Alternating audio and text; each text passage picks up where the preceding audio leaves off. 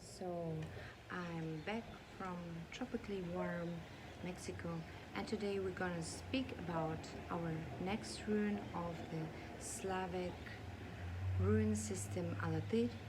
And the first video was a general overview of the structure of the runes. The second video we had the rune of the path of the way that helps you traveling for safe travels or for not straying from your spiritual path. And in this third video, finally, been quite busy with some personal emotional processes over the last days, but now I'm finding time to speak about the second rune that we're gonna go in depth, and this is the rune of prosperity.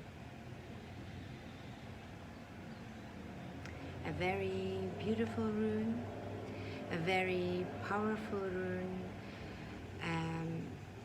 very universal, also very multifaceted, multi-sided in its way and in the way you can use it.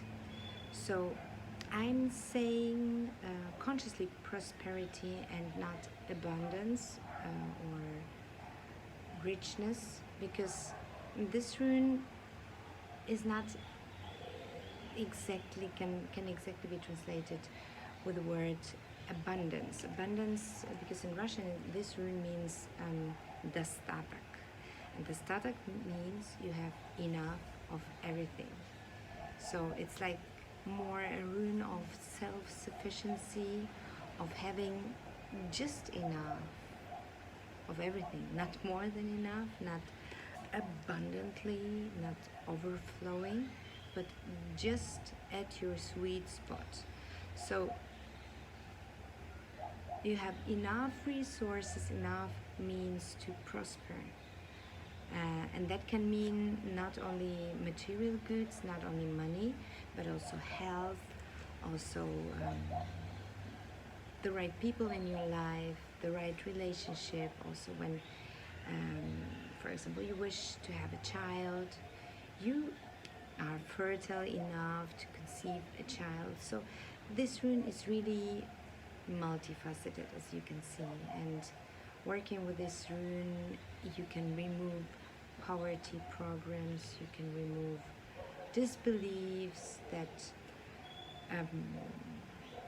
hinder you, that don't allow you to live your highest potential. So there are multiple ways of working with this rune.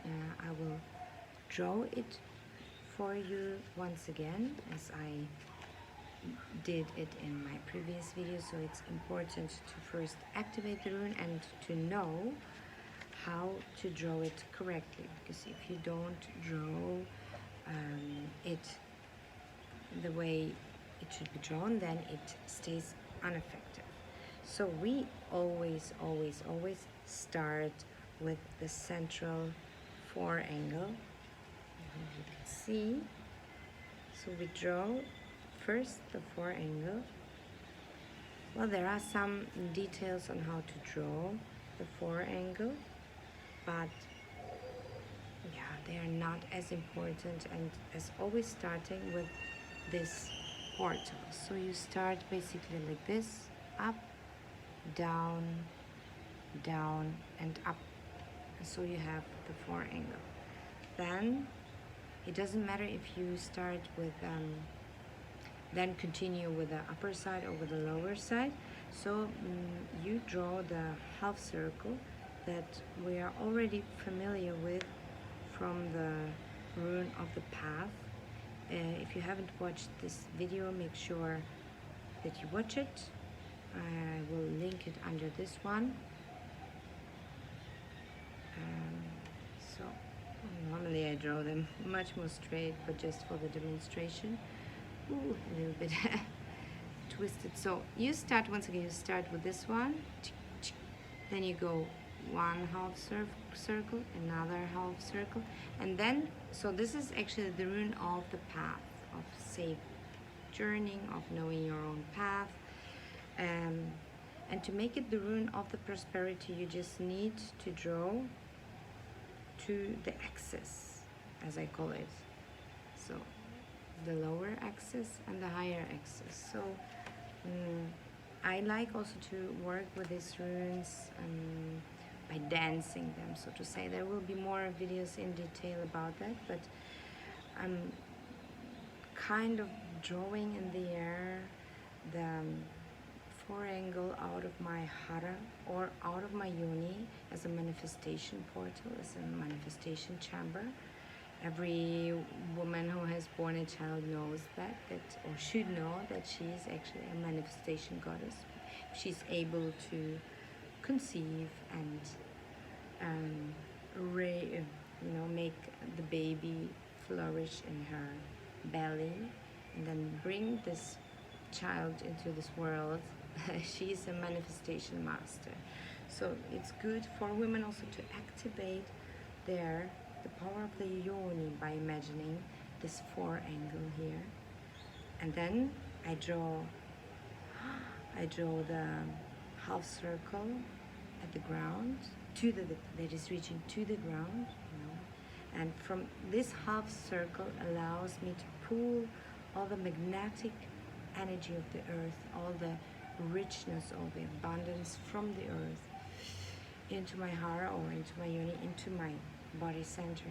And then I'm going up. I need to move a little bit further and open my arm in this gesture of receiving the blessings of the skies, to receive this we have the magnetic energy here, and we have the electrifying energies of the skies,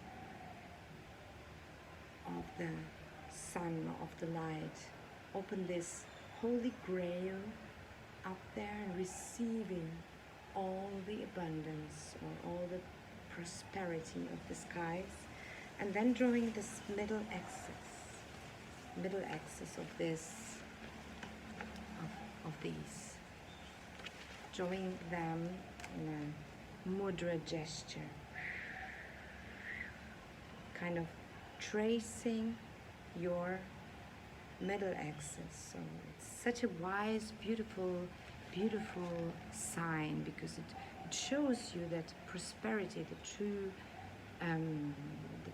true prosperity, the true sufficiency is always a connection, always feeling your core, being connected to the ground, to the earth, be connected to the skies, being open, receptive, down and up, and having your middle axis that is also connecting you way up to the skies and way down to the earth. So this is my own approach to this rune, to this magical symbol. But of course, this is just my invitation for you to have your own connection to the symbol. When you look at it, what comes to your mind? How does it influence you? What associations do you have yourself with when you look at the sign? What does it trigger in you? What does it move in you? So it's very good to find your own approach to these magical signs, to the runes. And it does not only apply to the runes, this also applies to everything. To have your own approach to cards. It's good to read, for example, what does Empress mean, or what does Magician mean, to read all these books if you're into tarot, or to read any interpretation upon any signs or runes, also the Futaric runes. But what is really important is having your own connection with these magical signs, interacting with these magical signs, because they speak individually to every single one of us. So